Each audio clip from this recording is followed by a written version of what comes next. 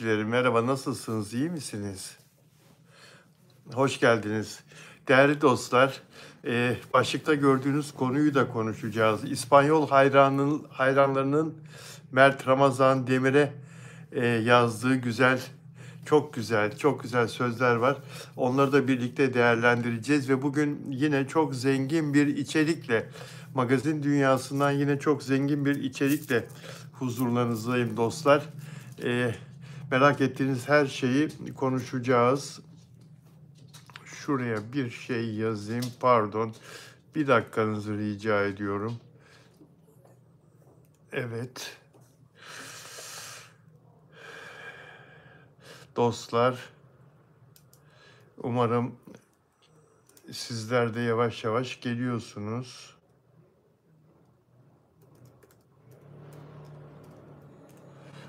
Ay Yıldız gelmiş. Merhaba Ay Yıldız. Ruksara da gelmiş. Ege de gelmiş. Hoş geldiniz arkadaşlar. İyi ki buradasınız.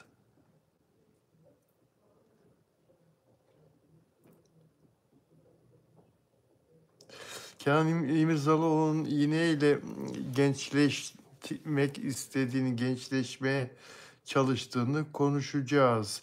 Afra Saraçoğlu'yla arasındaki yaş farkından dolayı Kenan İmirzalıoğlu'nun güzellik merkezine gidip kendisine gençlik protokolü uygulattığını konuşacağız.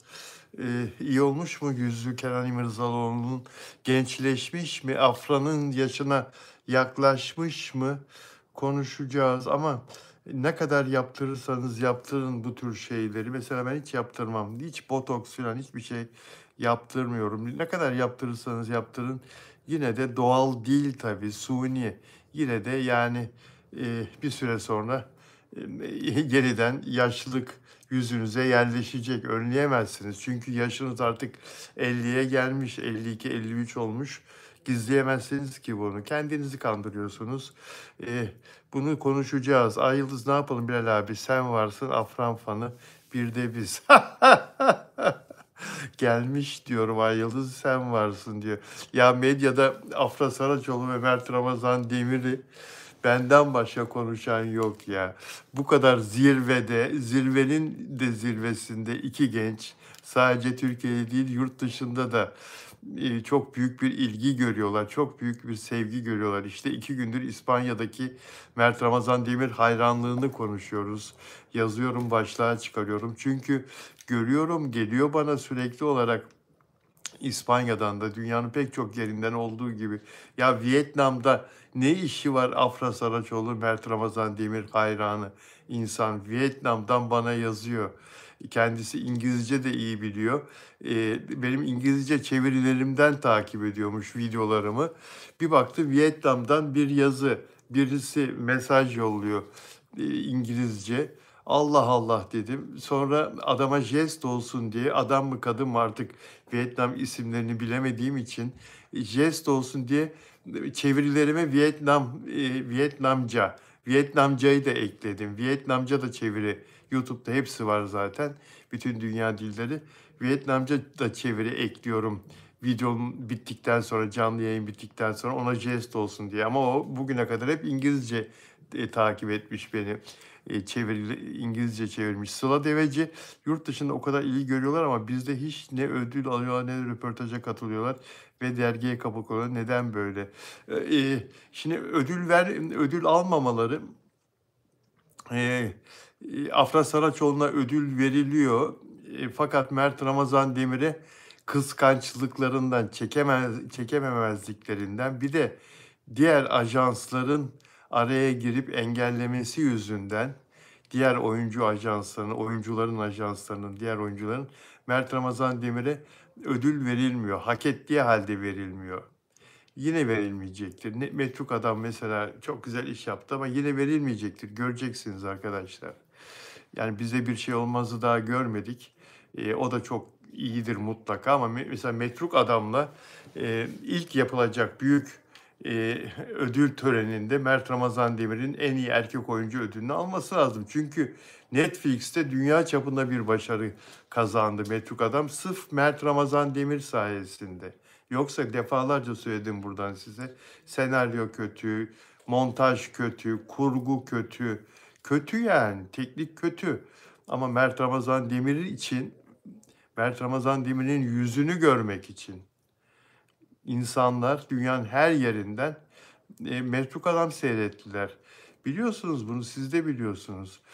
Dostlar, ama ödül vermeye gelince kıskançlıklarından vermiyorlar. Fakat Mert de, Afra Saraçoğlu da ayaklarının üzerine dimdik duruyor aslanlar gibi ve işlerini takır takır takır takır yapıyorlar. Diğer sektör onların peşinden gidiyor. Sektör onların peşinden. Onlar sektörde iş arayacak, aman reklam görüşmeleri yapalım falan gibi durumda değil menajeri. Ne Mert'in ne Afra'nın. Onlara geliyorlar reklam vermek isteyenler. Onların menajerinin peşinde, menajerlerinin peşinde koşuyorlar. Böyle de bir durum var. Beğen sayısı niye az arkadaşlar? Beğen sayısını artırabilir miyiz? Mert için seyrettik diyor Nur Hayat. Banu Kavaş burada mısın? Geldi Banu. Merhaba Banu, iyiyim. Ay Yıldız, Mert Ramazan'ın hiç ünlü arkadaşı yok mu? Bu ne kıskançlık ya Rabbim. Yani her insanın bir karakteri var. Mert'in karakteri de etrafına arkadaş almıyor mümkün olduğu kadar. Onun çekirdek bir arkadaş kadrosu var. Biliyorsunuz siz de. Mert'in özelliğini de biliyorsunuz. Mert ünlülerle arkadaşlık da yapmıyor. Öyle yani, benim de mesela çok fazla dostum yoktur. Benim de bir tane gerçek dostum, hayatta dostum diyebileceğim insan bir tanedir yani. Ayıp olmasın, biraz daha düşüneyim. Bir tane, bak aklıma gelmiyor başka. Yani arkadaşlarım da çok sınırlıdır. Çok sınırlıdır, çok sınırlı tutarım. Yani ne kadar kalabalık o kadar zarar arkadaşlar. Bu kulağınıza küpe olsun.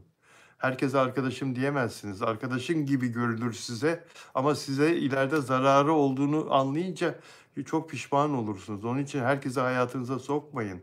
Herkesle arkadaşlık yapmayın. Selamlaşın, hatır sorun.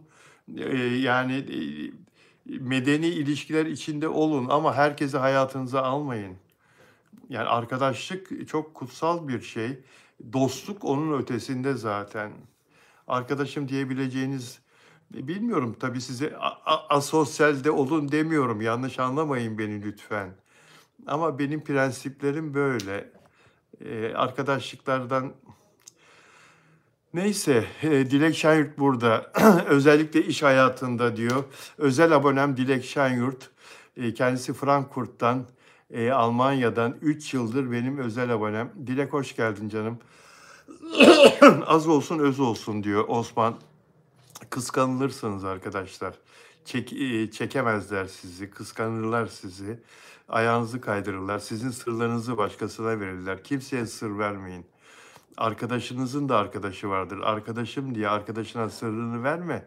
Onun da arkadaşı vardır ve anlatır senin sırrını. Kimseye sırrınızı vermeyin. Kimseye e, özelinizi paylaşmayın.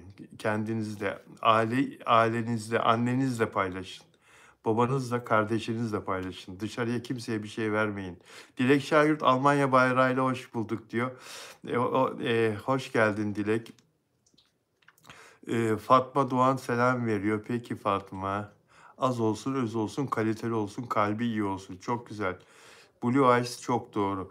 Bazen arkadaşlar bazı durumlarda kalbi de iyi zannediyorsunuz.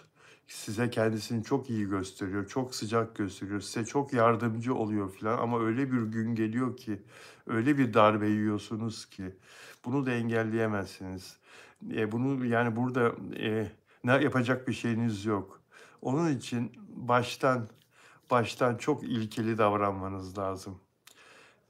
O sayıyı çok sınırlı tutmanız lazım. Bu size bir tecrübeli ağabey nasihati olsun. Yine siz bilirsiniz. Kimsenin hayatına karışmam. Kimsenin hayatına karışmam dostlar. Evet. İspanyollardan Mert Ramazan Demir'e seni niye seviyoruz? Seni niye bu kadar çok seviyoruz? Biliyor musun? Dediler İspanyollar Mert Ramazan Demir'e ve ona bunu sebebini anlattılar. Biraz sonra konuşalım bunu. Dün İspanya'da önemli bir gazetenin Mert Ramazan Demir'le ilgili yaptığı haberi sizlere okumuştum arkadaşlar. O konunun bugün devamı olacak. Konuşacağız. Taşacak bu denizle ilgili konuşacağız. Taşacak bu denizin sevimli Oruç reisi, Oruç karakteri Burak Yörük. Burak Yörük genç kızların sevgilisi oldu bir anda. Herkes Burak Yörük'ü araştırıyor. Bana yazıp soruyorsunuz. Bilal abi ne olur Burak Yörük'ün sevgilisi var mı? Burak Yörük yoksa evli mi? Ne olur Bilal abi bize Burak Yörük'ü anlat. Anlatacağım. Hatta Burak Yörük'le ilgili Eleni'nin doktor arkadaşı, Eleni'nin yavuklusu dizide Taşacak Bu Deniz dizisinde.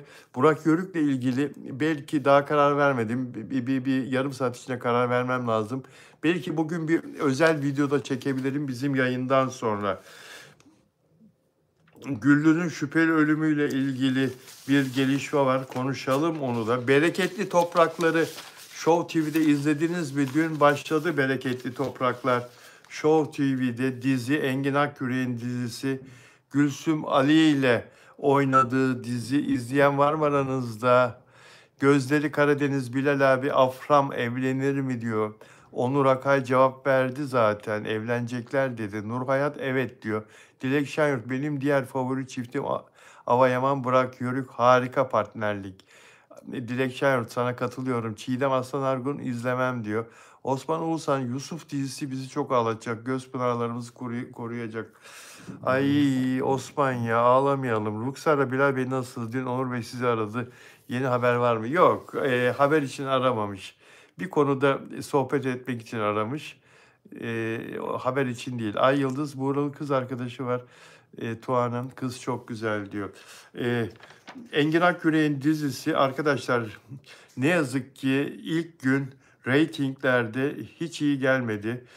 Totalde 11. ABD 11. ABC 1'de 12. oldu. Bir reytingler filan var. Yani 1.92, 1.97. Totalde 2.38. Olmadı diyorlar. Yorumları okudum. Ben izleyemedim. Yorumları okudum. Bir de ben şiddeti hiç sevmediğim için. Burada tabanca filan aman Allah'ım ya ne bu şiddet bu Celal ya. Şu dizilerde Allah aşkına yapmayın bu kadar şiddet ya. Yapmayın ya. Anlatamıyoruz yapmayın. Silahlar patlıyor ya. Bir de birbirine benzer senaryolar. Kaçının ya. Ya daha önce sinema filmi olan bir senaryoyu alıp dizi yapmışsınız. Öyle diyor insanlar ve yorumlarda çok büyük eleştiri var. Bereketli Topraklarla ilgili Engin Akyürek'in oyunculuğu dışında diğer oyuncuların, başrol oyuncuların çok büyük eleştiri var sosyal medyada. Gülsüm Ali'ye, Belçin Bilgin'e çok büyük eleştiri var. Belçin Bilgin'in savcı rolünün üstesinden gelemediği söyleniyor. Gülsüm Ali'nin başrolde yapamadığı, olamadığı söyleniyor. Yani bu eleştirilere lütfen bu oyuncular kızmasın. Çünkü reytingler gerçekten berbat, çok kötü. Eğer sizler işinizi çok iyi yapmış olsaydınız zaten insanlar ekran başından ayrılmazlardı. Sizi izlerlerdi ve reytinginiz iyi olurdu. Eleştirilere kulak verin ve ikinci bölümde, üçüncü bölümde toparlayın kendinizi. Yoksa bu reytinglerle bu dizi tutmaz. Kalkar gider bu dizi. Nereye mi gider? Nereye gittiğini hep beraber bakarız. Engin Akyürek'e rağmen. Engin Akyürek'in şimdiye kadar hiçbir dizisi kaldırılmadı. Engin Akyürek'in şimdiye kadar hiçbir dizisi kötü neticelenmedi. Ama burada iş güzel gözükmüyor. Kastın hatalı olduğunu söylüyor seyredenler. Seyretmedim. Şiddet bu kadar yoğun şiddet olduğu için de seyretmeyi düşünmüyorum arkadaşlar. Zaten hayat gerilim dolu. Zaten hayat bizi yoruyor. Zaten hepimizin yaşamında bazı problemler oluyor. Hiç bizi yalnız bırakmıyor ki kader. Her şey düzeliyor. Bir anda düzlüğe çıkıyorsunuz. Oh ne güzel diyorsunuz. Ya mutluyum, keyifliyim diyorsunuz. Ondan sonra ama içinizden de düşünüyorsunuz. Bakalım şimdi nasıl bir sürpriz hazırlıyor hayat benim için. Hop bir bakıyorsunuz bir boru patlıyor. Evin bir odasından yerden su fışkırıyor filan yani. Yani bir bakıyorsunuz çocuğun okulunda bir problem çıkmış. Haydi müdür sizi çağırıyor. Gidiyorsunuz sınıfta birisiyle kavga etmiş falan. Atıyorum yani bu kendim için söylemiyorum genelde. Yani her şey düzgün gidiyor. Dört dörtlük diyorsunuz. Bir bakıyorsunuz eşiniz arabayı vurmuş filan yani. E, Güzel şeyler olmuyor mu? Oluyor ama az, sayısı az. Hayat beni yorduğu için o yüzden ben mümkün olduğu kadar ana haberleri seyretmek istemiyorum mesela. Çünkü yurt dışından bizi izleyenler de bilsin. Türkiye'de ana haberler üçüncü sayfa haberleri diyoruz biz. Vurdulu kırdılı, cinayet, ölüm, düşmüş yukarıdan ölmüş, işte yasaklı madde satışı, ondan sonra ne bileyim ben kadına şiddet, hırsızlık, soygun.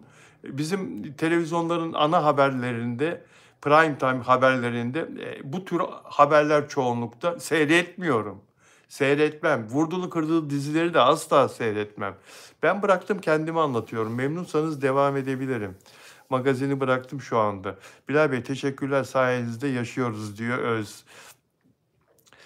Uyum olmasa partnerlerde dizi tutmuyor. Bilal Bey olmazsanız olmazdık diyor. Ya Öz ciddi misin şaka mı yapıyorsun?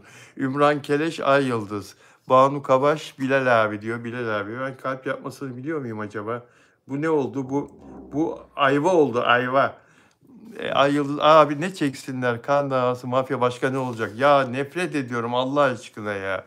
Bu kan davası mafya vurdu kırdı silah Ay Yıldız nefret ediyorum. Milk Bilal Bey de Onur Bey de çok kibar insanlar teşekkür ederim. Emine Öztürk size selam.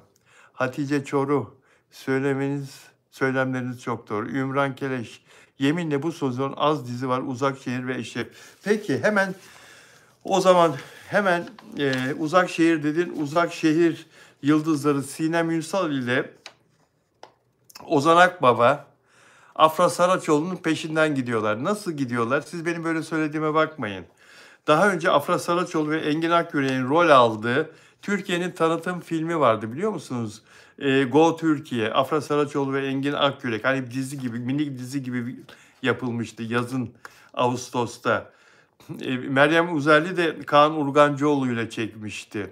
Şimdi Türkiye'nin tanıtımı için benzer bir filmi yine İstanbul'da çekilecek. Mardin'in Midyat ilçesinden İstanbul'a gelecekler. Bu tanıtım filminin çekimi için Sinem Ünsal'la Ozan Akbaba bu ay içinde yönetmen Hilal Saral, tanıtımın senaryosunu ise başarılı senaristlerden Kemal Hamamcıoğlu yazdı ve Sinem Ünsal'la Ozan Akbaba da Türkiye'nin tanıtımına bu film olacak katkıda bulunacaklar. Niye onlar? Bundan 8-10 ay evvel olsaydı Sinem Ünsal'la Ozan Akbaba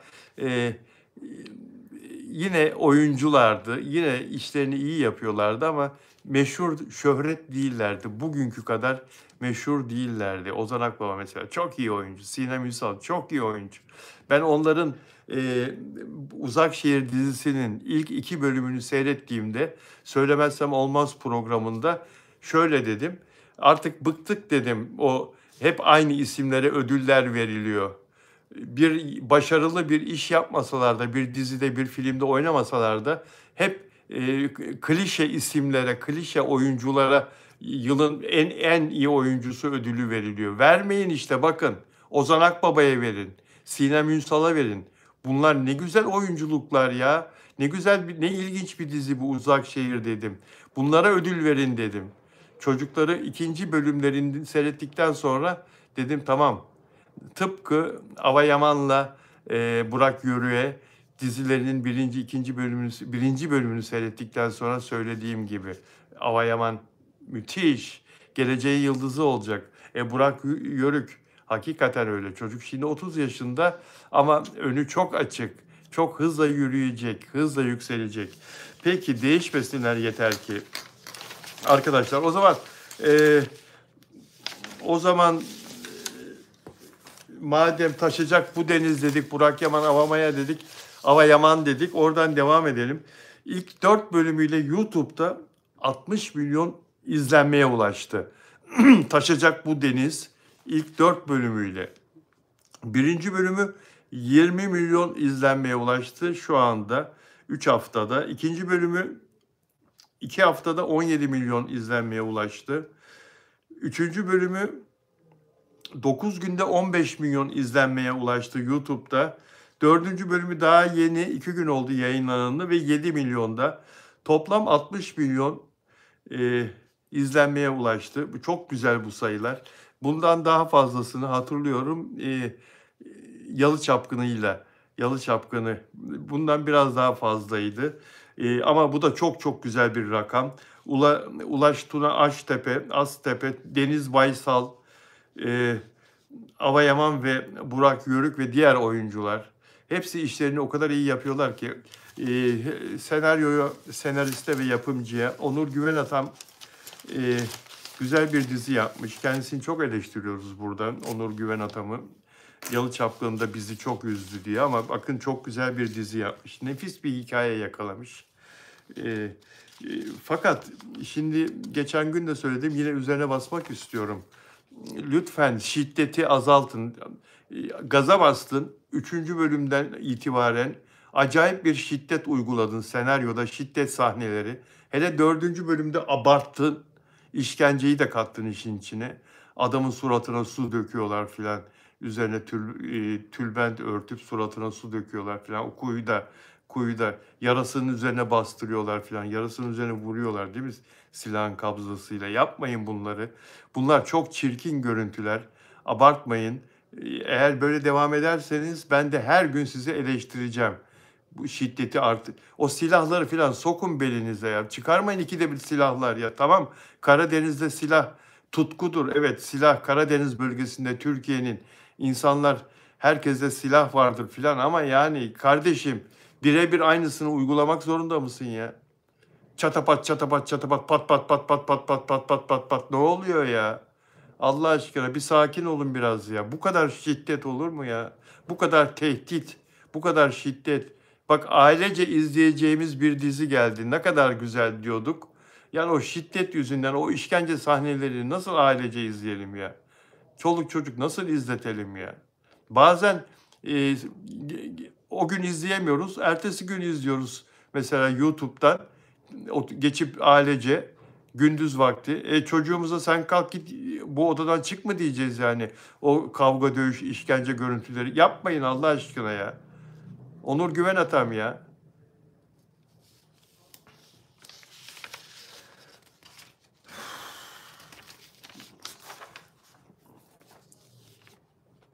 Evet, Oruç karakterini Burak Yörük, oynayan Burak Yörük çok sevildi ve Ava Yaman'la birbirlerini çok bütünlüyorlar. İkisi de birbirlerine abayı yakmışlar dizide. Ama dizide Oruç karakteri nişanlı. Gerçek hayatta da Burak Yörük. Kızlar üzülecekler ama nişanlı. Gerçek hayatta da sevgilisi var. Çok sevdiği bir sevgilisi var. Yok gerçek hayatta da. Yani seyirci tıpkı Afra Saraçoğlu, Mert Ramazan Demir'de olduğu gibi dizide karı kocaydı ya onlar dizide birliktelerdi. Gerçek hayatta da sevgili olsunlar istiyorlardı ve olmuşlardı. Bunu da ilk ben fark etmiştim, söylemiştim. Gerçek hayatta da bunlar aşk yaşıyorlar diye. Ee, Ama gerçek hayatta Oruç karakteriyle Eleni karakteri dışarıda sevgili olamayacaklar. Çünkü Burak Yörük'ün sevgilisi var gerçek hayatta, nişanlısı var ve çok seviyor onu. Her katıldığı televizyon programında ben nişanlıyım diyor ya. Her katıldığı programda nişanlısını söylüyor. E, Nişanlısı şarkıcı Tuana Yılmaz. Çok güzel bir kız, sarışın bir kız. Allah sahibine bağışlasın denir. Tuana ile tanışmadan önce sırasıyla oyuncu Alina Boz'la ilişki yaşamış. Eski sevgililerini sayıyorum. Elif Aksu, model Elif Aksu ile ilişki yaşamış. Ve Sibel Çetinkaya ile. Sibel Çetinkaya kimin sevgilisiydi? Hangi oyuncunun sevgilisiydi? Sosyal medya fenomeni Sibel Çetinkaya ile Burak Yörük ilişki yaşamış ve bir süredir de 2,5 senedir de Tuana Yılmaz şarkıcı, güzel bir kız. Onunla ilişki yaşıyor ve onu çok seviyor. Yere göğe koyamıyor ya. Yere göğe koyamıyor sevgilisini. Hiçbir yerde göremeyeceğiniz bir paylaşımını, sevgilisine yaptığı bir paylaşımını okuyayım mı size? Demek ki yasak yok Bilal abi. Yapımcının günahını alıyoruz galiba. Hangi konuda yasak yok? Yani Mert Ramazan'la Afra'yla Burak Yörük'ü bir tutamazsın. Burak Yörük daha Bismillah yeni parlamaya başlıyor. Yeni parlamaya başlıyor. Dilek Şenyurt evet ve hiç çekinmeden paylaşıyor. Yani Oruç karakterine Burak Yörük'e yasak koymasının bir anlamı yok. Daha ne olacağı da belli değil ayrıca. Şimdi ilk 4 bölüm çocuk yükseliyor, başarılı ama Afra Saraçoğlu ve Mert Ramazan Demir'in e, aşkıyla bir tutamazsınız. Eleni ile Oruç'un ilişkisini. Daha çok yeni o. Bilal Bey, bu senaristler, yapımcılar, yönetmenler sizi dinleseler çok güzel olur. Ya isteseler benden arzu etseler danışmanlık yaparım ama onlar beni istemezler. Onlar rakı sofrasında sabaha kadar oturup içki içecekleri, kendilerine evet efendim, sepet efendim, haklısın efendim diyecek yardımcılar isterler. Ben öyle bir insan değilim. Ben rakı da sevmem, alkol de sevmem, sigara da içmem. Ben akşam saat 10.30 dedim yatağa girmeyi severim. Sevdiğim dizi olduğu zaman işte biraz 11.30'a kadar sarkar. Ama en geç 10.30'da. Bazı günler ben 9'da uyurum. Ben öyle geceleri meyhanelerde, barlarda geçti onlar bizden. Gençliğimizde her şeyi yaşadık, gördük. Geçti onlar bizden. Onların hiç kimseye bir faydası olmadığını da biliyorum. Alkol kötü bir şey, sigara kötü bir şey, rezalet. Nurgül Çam, Yusuf bana selam verdi. Peki, Burak Yörük'ün sevgilisine yazdığı mesaj. Eleni yani Ava ümitlensin mi Burak Yörük'le ilgili? Eleni'nin hayatında yalnız değil mi Eleni? Yani Ava Yaman hayatta yalnız değil mi? Sevgilisi yok. Belki de var gizliyor kız. Dilek Şenyurt özel abone mesaj yazıyor okumam lazım. Afram en baştan beri sözleşme var idiyse hep yasak. Peki. Ee, Ama birazdan bir şey söyleyeceğim Burak Yörük'le ilgili. Ava Yaman eğer Burak Yörük'ü gerçek hayatta ilişki, sevgili olarak düşünüyorsa ümidini hiç kesmemesine fayda var. Sakın bu söylediğimi Tuana Yılmaz duymasın. He. Hatta Burak Yörük de duymasın. Çocuk üzülür. Çünkü Tuana'yı çok seviyor şu anda. Tuana da duymasın olur mu aramızda? Siz de benim aramda. Biraz sonra söyleyeceğim. Biraz sonra bana hatırlatın. Şimdi Burak Yörük sevgilisi Tuana Yılmaz'a nişanlısına ne yazmış bakın. Seviyor mu sevmiyor mu siz bana söyleyin. Bir paylaşımında aşkını şu sözlerle ifade etmiş Burak Yörük. Buraya yazacağım hiçbir cümle seni anlatmaya yetmez. Söyleyebileceğim tek şey benim kafamı susturdun. Ne demekse gözlerimi kapattın, huzur verdin. Sonra yeniden düşünmeyi, yeniden görmeyi öğrettin. Her şeyin en güzelini hak ediyorsun. Güzeller güzeli sevgilim. İyi ki benim olmuşsun. İyi ki doğmuşsun. İyi ki benim olmuşsun. Hatice Çoruh, Murat Yörük'le Ava'nın arasında yaş farkı var galiba diyor. 10 yaş fark bir şey değil. Murat Yörük 30 yaşında, Ava 19-20 yaşında. 10 yaş erkekle kadın arasında erkeğin 10 yaş büyük olması bir şey değil. Ay Yıldız Burak dedi bana kimse yasak koyamaz dedi Bilal abi. Ya onu sevgilisi için söylememiştir. Genel olarak söylemiştir. İmran haklısın. Dilek Şenyurt Burak Yörük baştan koymuş tavrını. Ay Yıldız diyor. Yani gördünüz değil mi nasıl neler aşık ya aşık bu çocuk. Aşık bu çocuk. Fakata geliyorum. Şimdi dedim ya demin bir şey söyleyeceğim. Burak Yörük ikizler burcu. Ne ne ne ne. Nereden. İkizler burcunun özelliği ne? Semra Say diyor ki Bilal Bey sizi sevmiyordum, abone oldum, dinliyorum diyor. Semra iyi ki varsın. Burak Yörük. İkizler ne? İkizler Burcu'nun özelliği ne? Burak Yörük İkizler Burcu. Peki. Ay Yıldız diyor ki ah ah ne aşklar bitirdi bu diziler diyor. Ne aşklar. Anne mi? Anne. Anne de ikizleri duyunca eyvah dedi. Dilek Şenyurt. Ama eğer nişanlısı olmasaydı kesin Ava Yaman ile şip yaparlardı. O zaman OGM yasak koyar mıydı? Şimdi değil de OGM yasa 6. 7. bölümden sonra koyabilir. Koyardı. Evet öyle olsaydı. Semra Say, Ümran Keleş, Burak Yörük'ten bir Mert Ramazan Demir asla olmaz diyor. Ya Mert Ramazan Demir olması şart değil ki.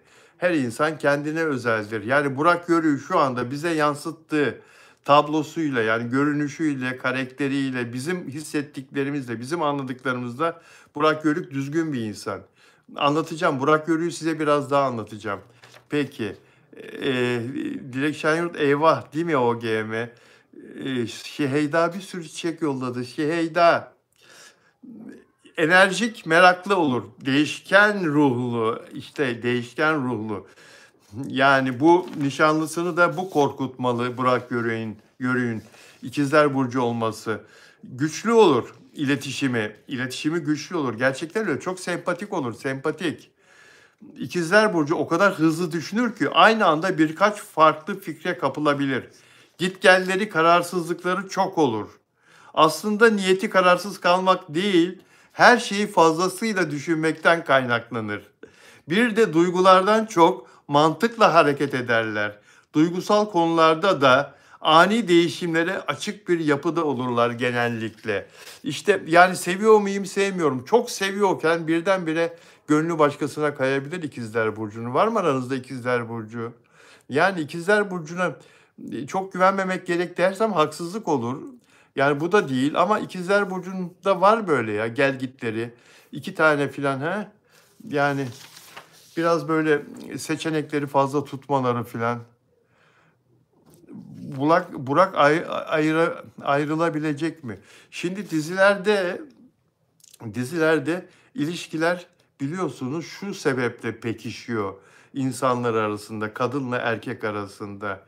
Sette günde 16-17 saat her gün haftanın 6 günü bir arada olunca insanlar birbirlerinin her şeyini görünce ve birbirleriyle sohbet, birlikte bir sürü paylaşım yapma imkanı olunca hayata dair paylaşım ısınıyorlar, birbirlerine sempati oluyor, elektriklenme oluyor ve yakınlık oluyor. Dolayısıyla oradan da ilişkiye geçiş oluveriyor yani. Kendiliğinden de oluyor.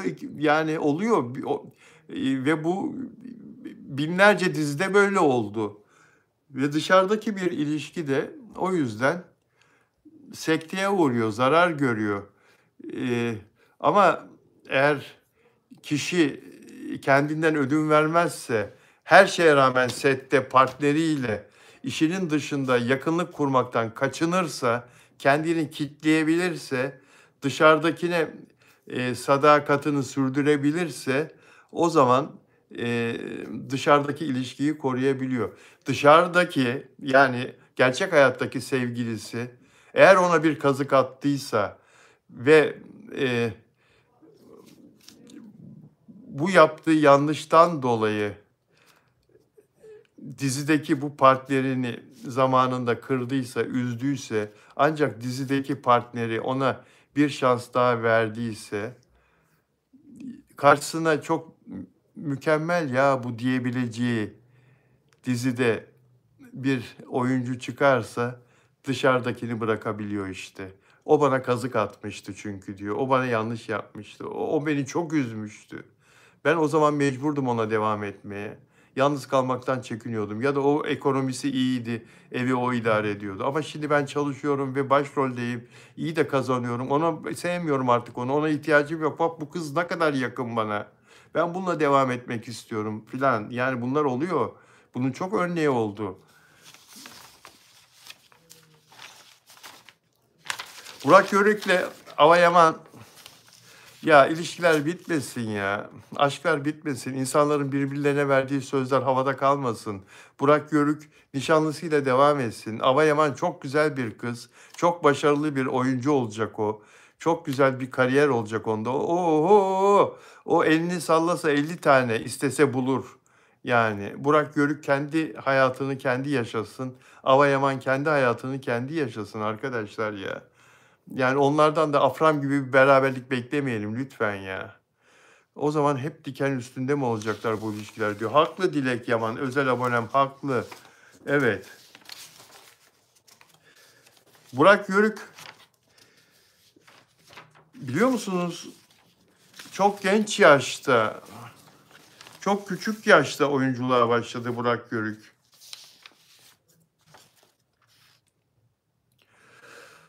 İlk olarak 10 yaşında Kanal 7'de yayınlanan Perde dizisinde 2005 yılında çocukken, minicikken oyunculuğa başladı.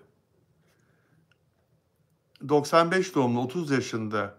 Aşk, Mantık, İntikam, Seversin, Taş, Kağıt, Makas ve başka diziler de var oynadığı. Dayan Yüreğim, 4M1K, İlk Aşk, Baraj, 20 dakika, ben onu çok severdim. Biz boşanıyoruz. Biz boşanıyoruz da onun ilk oynadığı dizilerden. Sustalı Ceylan'da oynamış. En son Sustalı Ceylan'da oynamış. Ve Taşacak Bu Deniz'de de çocuk bir anda milyonların sevgilisi oluverdi. Burak Deniz'i biraz daha anlatmak istiyorum. İstanbul doğumlu, annesi Arnavut kökenli, babası Yörük kökenli arkadaşlar. Kendi anlattığı çok ilginç bir hikayesi var. Beni dört kulakla, dört gözle, dört kulakla, iki kulakla, iki gözle, bütün duyularınızla, bütün duyu organlarınızla dinleyin. Lisedeyken çıplak, kiremitli bir evde yaşıyordum.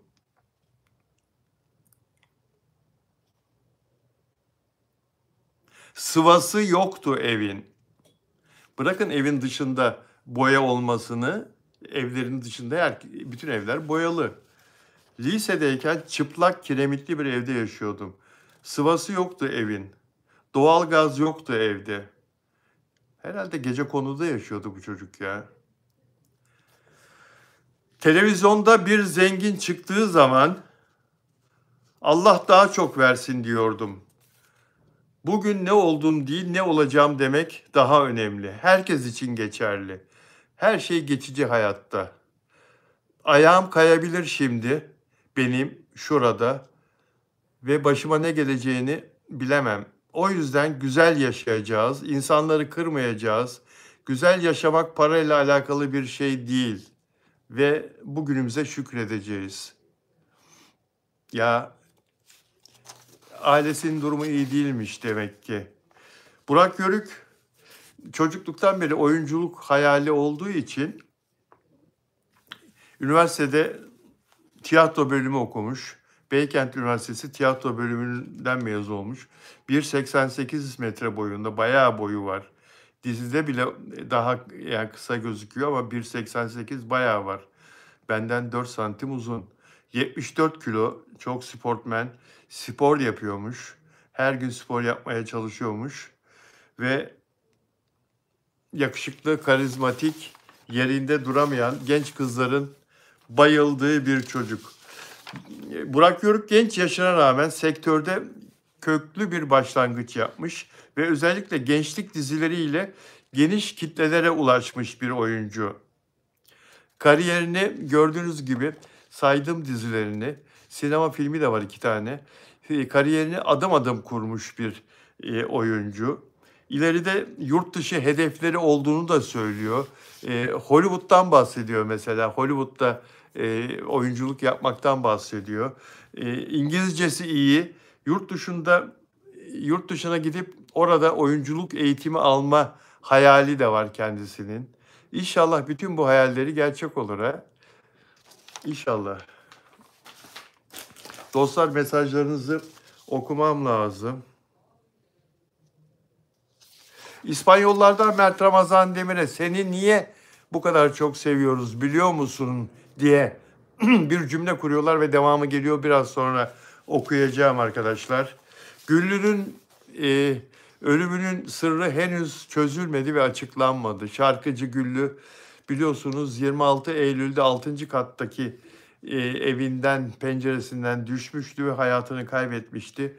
Kızının üzerinde çok şüpheler var. Kızı mı itti yoksa ayağa kaydı düştü mü? Kızıyla ilgili tanıklar çıkıyorlar ve kızının suçlayıcı ifadeler veriyorlar savcıya. Bu arada bilirkişinin incelemesi sürüyor. İki ayrı bilirkişi, birisi eve geldi, odada ölçümler yaptı. 3 kişilik fizik mühendislerinden kurulu bilirkişi düştüğü yerde ve aşağıda düştüğü zeminde incelemeler, ölçümler yaptılar. Bir onların raporu bekleniyor, çalışmasının neticelenmesi bekleniyor. Bir de evdeki kamera görüntüleri ve kameralardaki seslerin raporlanması bekleniyor arkadaşlar.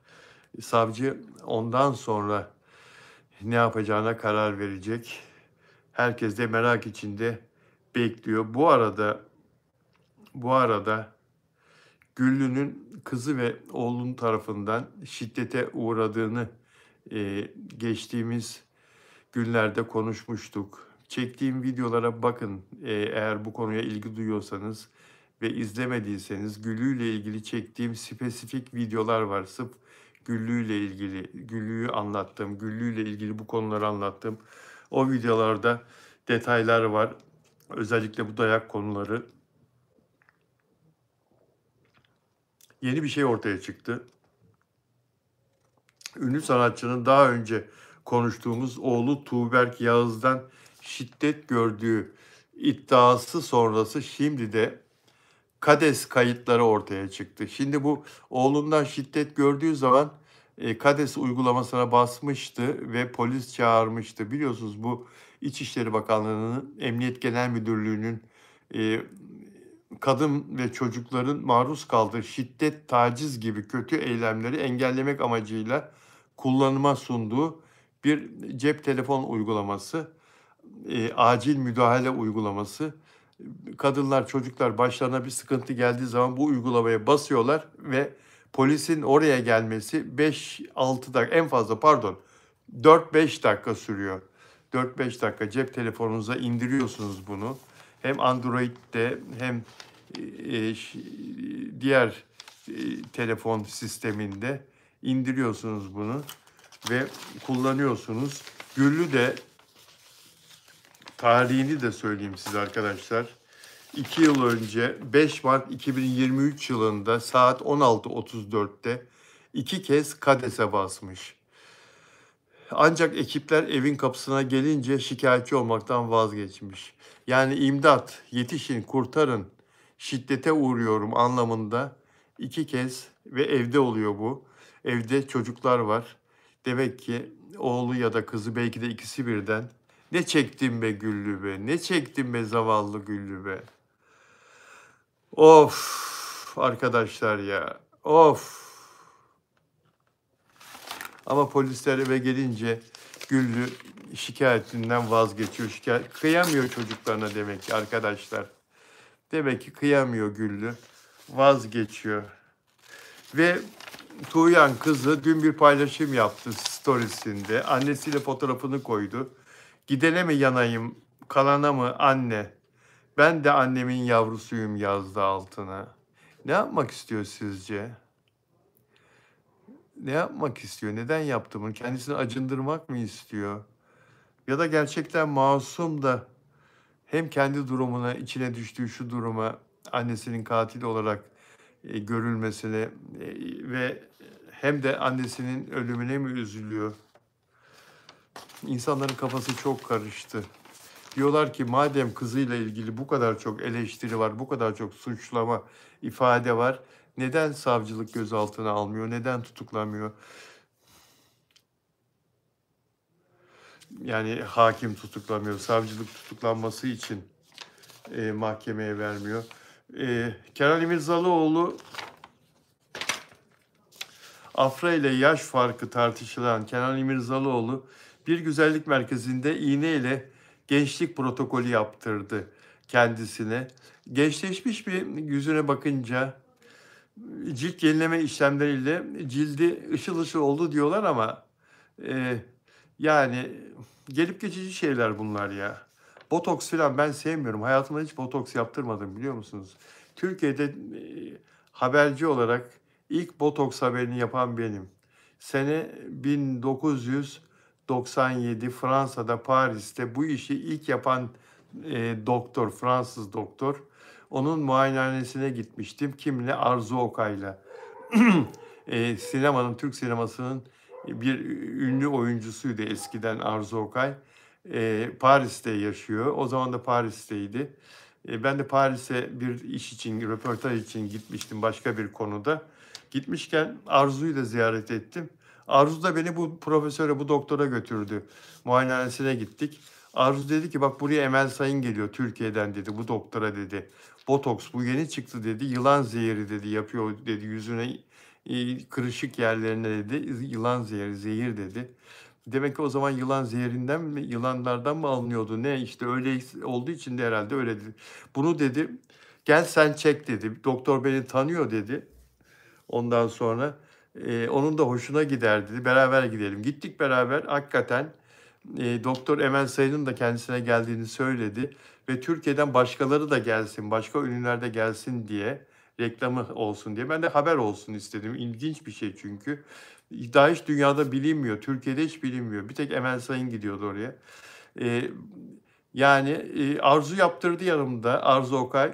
Gel sana da yapsın diye. Hayır dedim ya. Ben o zaman 40'lı yaşlardayım filan.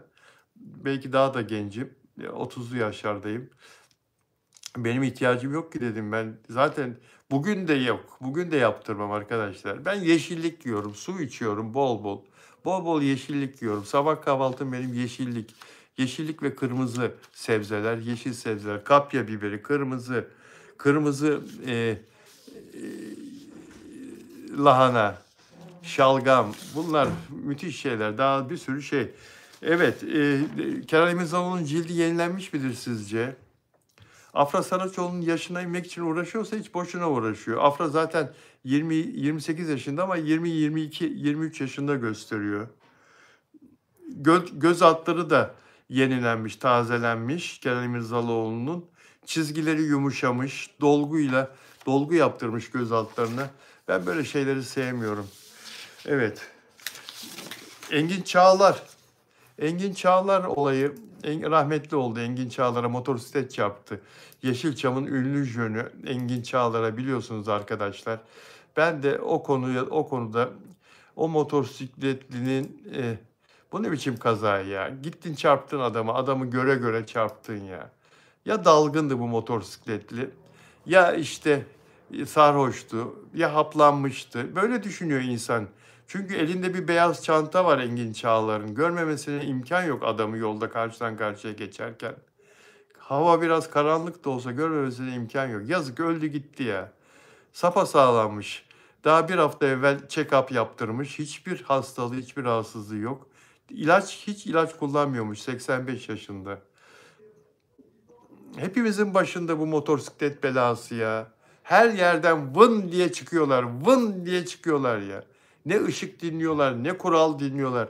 Bakın bir haber okuyacağım. Engin Çağlar'ın ölümüne neden olan sürücü tutuklandı. Tutuklanacak tabii, öldürdün adamı. Yeşilçam'ın usta isimlerinden 85 yaşındaki Engin Çağlar'a 1 Kasım günü Şişli'de motosikletli bir sürücü çarptı. Kazanın etkisiyle ağır yaralanan Çağlar kaldırıldığı hastanede yaşamını kaybetti.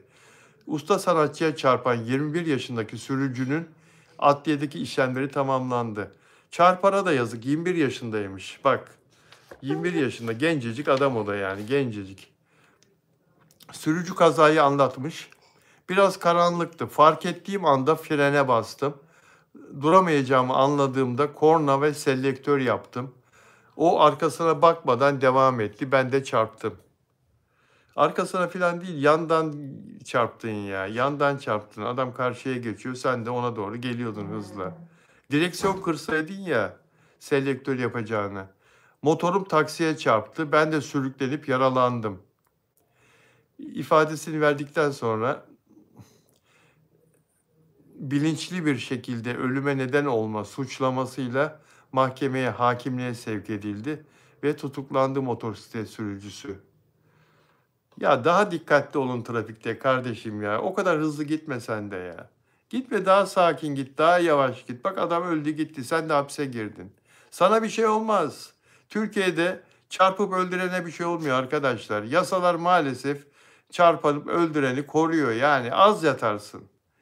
Belki de bir ay sonra çıkarsın. Bir ay olmasa bile en fazla yatacağın senin 3-4 ay kardeşim. Meral Bildik yazmış, vay gidene. Evet, yurt dışında olsa 8-10 sene yatar. Hakikaten yatar. 10 seneden evvel çıkamaz.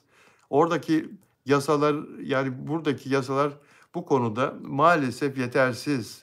Değiştirilmesi lazım diyoruz. Olmuyor. Ondan sonra niye motorcular böyle, niye trafik kazaları önlenemiyor? Çarpıp öldüren en fazla 3-4 ayda çıkarsa tabii trafik kazalarını, bu hızlı gidenleri önleyemezsin.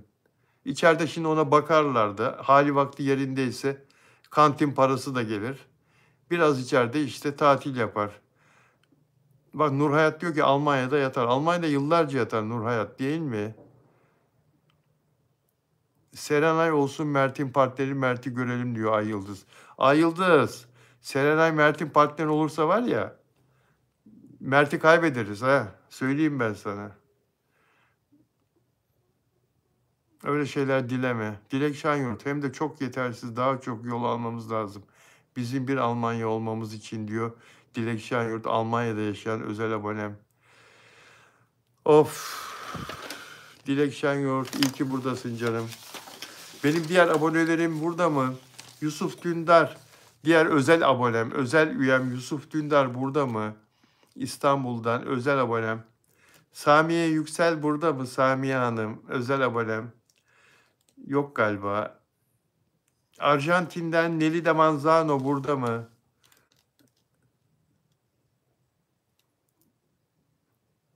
Dilek Şahin sağ olun Bilal Bey, ilk siz de varsınız diyor. Teşekkür ederim.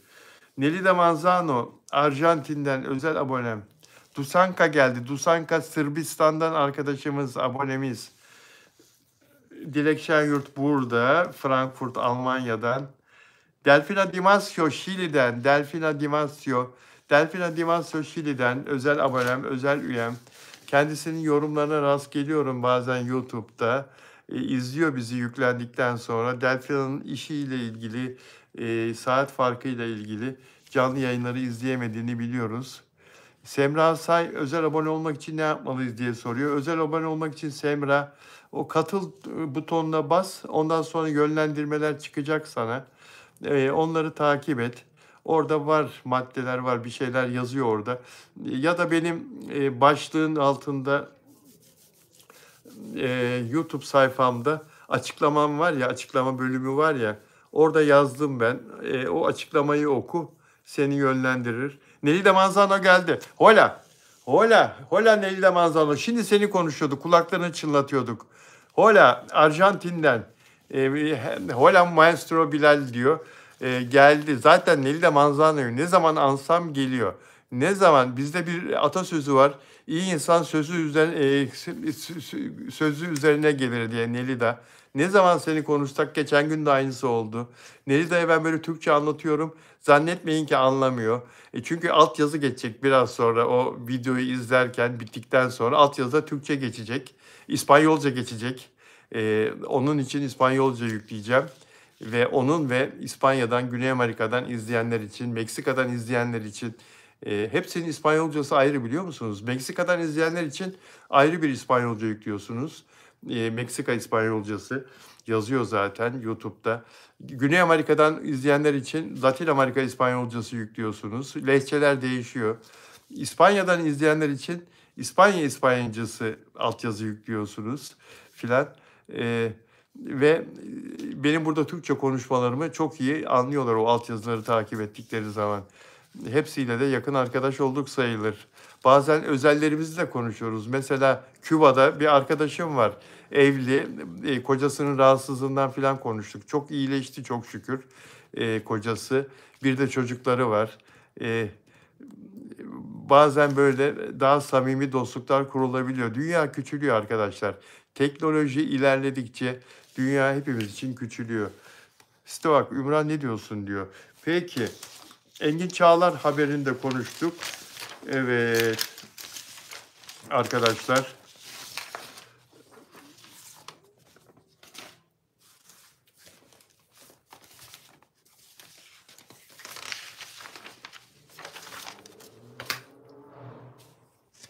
İspanyollar Mert Ramazan Demir'e seni niye seviyoruz biliyor musun diyorlar.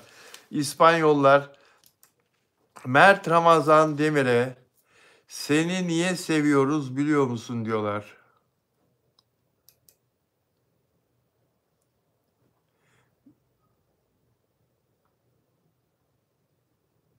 Mert'in şu fotoğrafları daha evvel çıktı mı arkadaşlar?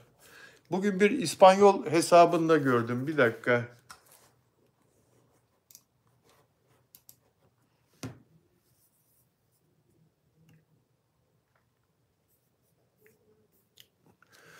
Bir saniye gitti fotoğraflar.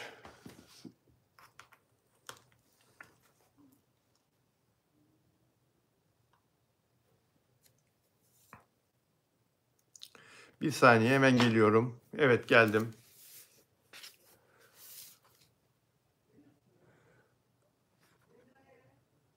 Mert'in bu fotoğrafları benim lamba da yansıyor. Bugün bir İspanyol hesabında gördüm bunu. Lacivert şapkayla, bu şapkayla çıktı mı daha evvel? Evet çıktı eski fotoğrafları diyor Milk. Elanur tabii evet var diyor. Mavi giymiş festivaldeki gibi diyor Dilek Şenyurt. Düğün. Evet lacivert, mavi lacivert giymiş. Ben yeni gördüm. Bu İspanyol paylaşmış bunu. İspanyollar çok seviyorlar Mert'i ya. O kadar çok seviyorlar ki söyledim size değil mi? İspanya'da bir fan kulüp kurdular. Mert Ramazan diye Afram fan kulüp kurdular İspanya'da. Afram'la ilgili. Şimdi pardon bir saniyenizi rica ediyorum. Bir saniye daha. Her yerden de bütün dizilerden de mailler geliyor. Karışıyor. Bir saniye arkadaşlar. Evet.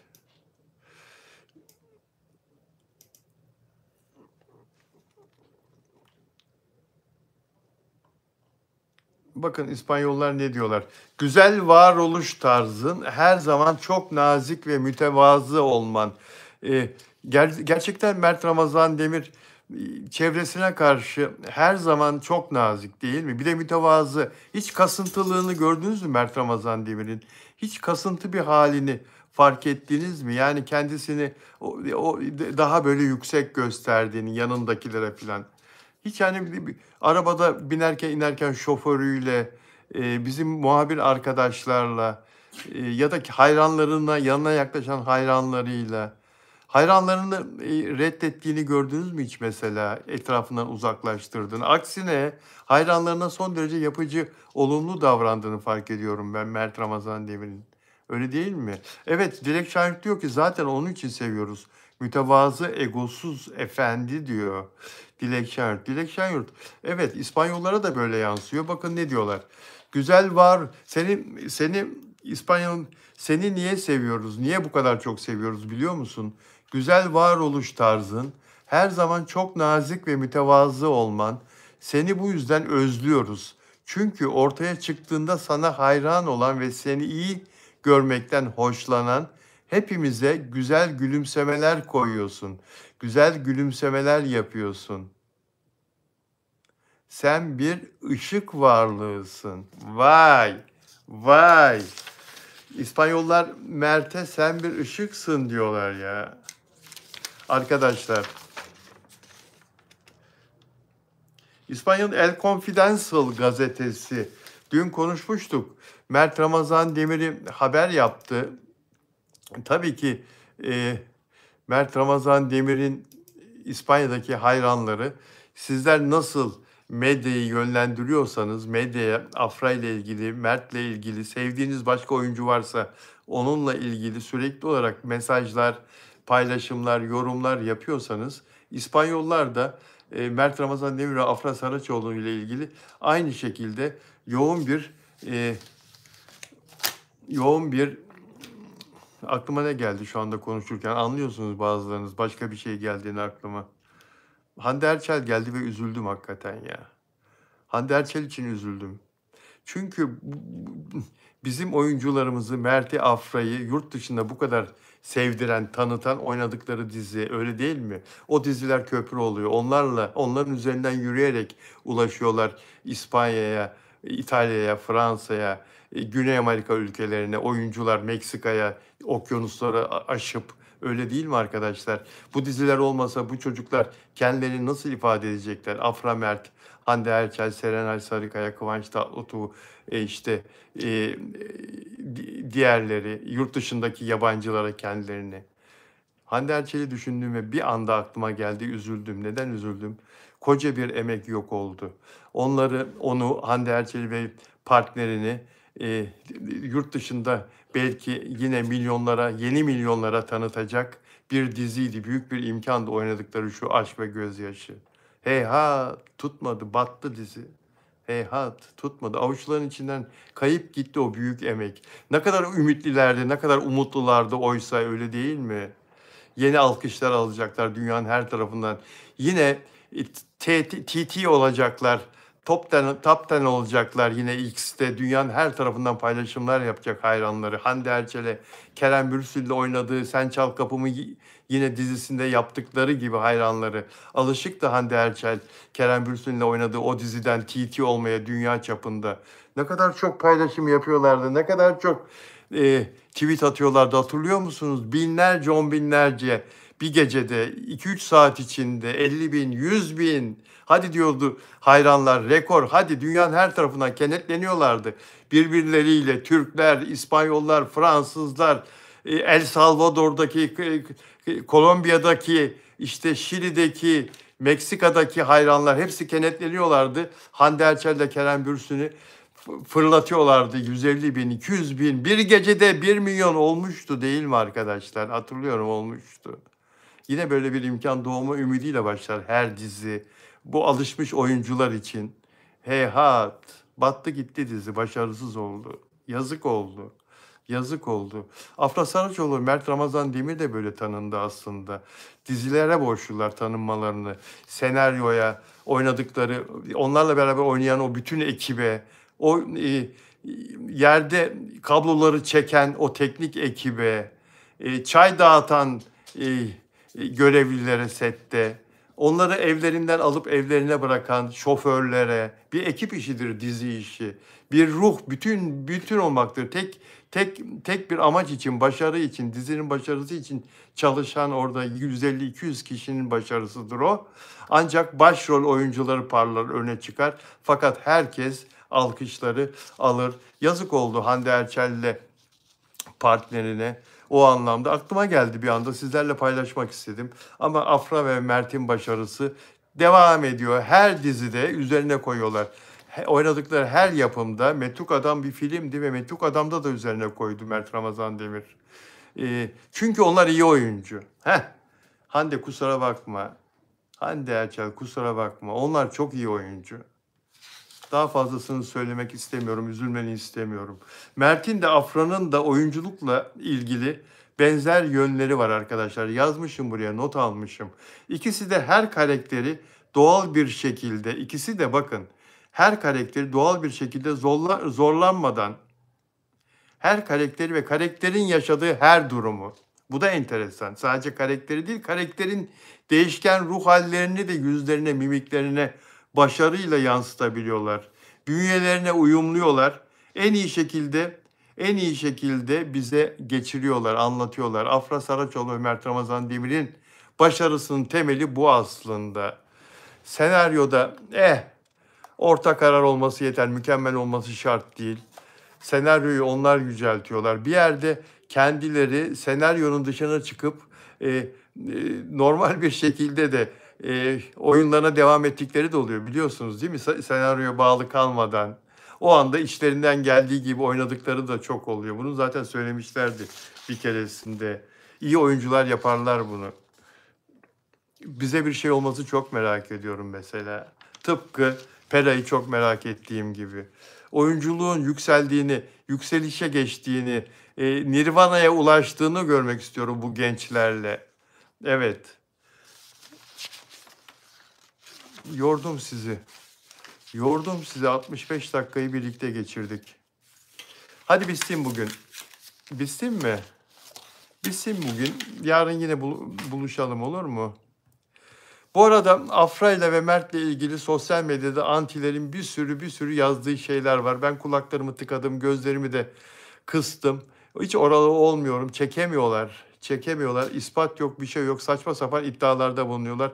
Canınızı sıkmayın. Yarın Salı. Bugün pazartesiydi değil mi? Bugün pazartesi, yarın Salı.